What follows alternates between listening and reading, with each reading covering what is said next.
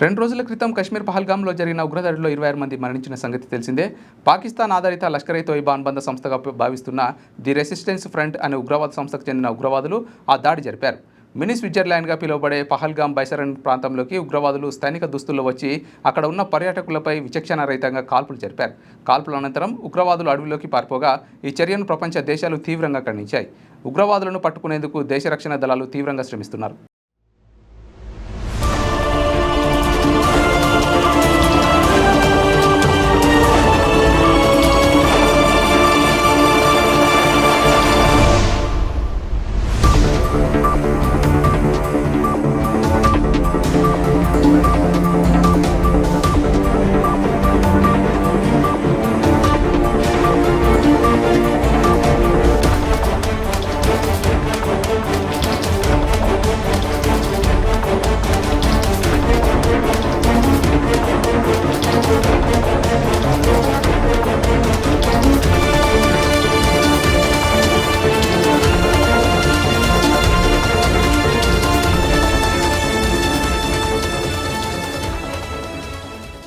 దేశవ్యాప్తంగా ఉగ్రదాడుల ముప్పు నేపథ్యంలో తెలంగాణ రాష్ట్ర పోలీస్ శాఖ అప్రమత్తమైంది. ఏప్రిల్ 25-26 తేదీల్లో జరిగే భారత్ సమ్మిట్ 2025 మే నుంచి ప్రారంభమయ్యే మిస్ వరల్డ్ 2025 వంటి కీలక కార్యక్రమాల నేపథ్యంలో రాష్ట్రంలో భద్రతను కట్టుదిట్టం చేశారు.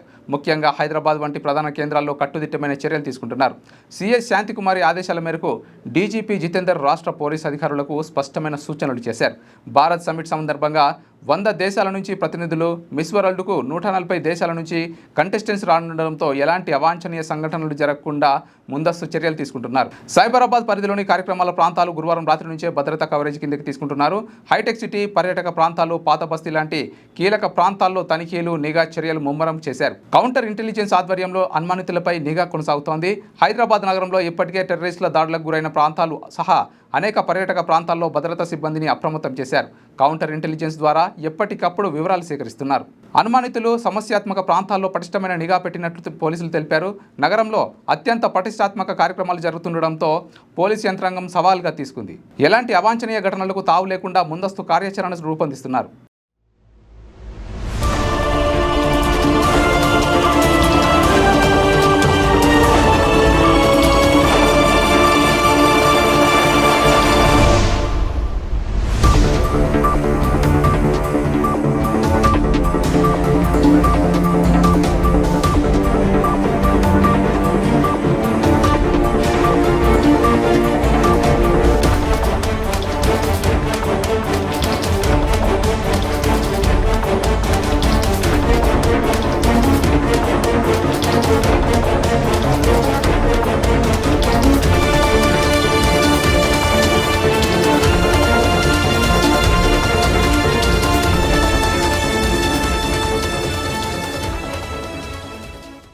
లేటెస్ట్ న్యూస్ తెలుగు మరియు ఇంగ్లీష్ అప్డేట్స్ కోసం ఇప్పుడే క్యూన్యూస్ అఫీషియల్ యాప్ ని ప్లే స్టోర్ నుండి డౌన్లోడ్ చేసుకోండి. సరికొత్త సమాచారాల కోసం క్యూన్యూస్ వెబ్సైట్ ని ఫాలో అవ్వండి. ఛానల్లో ప్రాంతీయ, జాతీయ, అంతర్జాతీయ వార్తలు వీక్షించండి.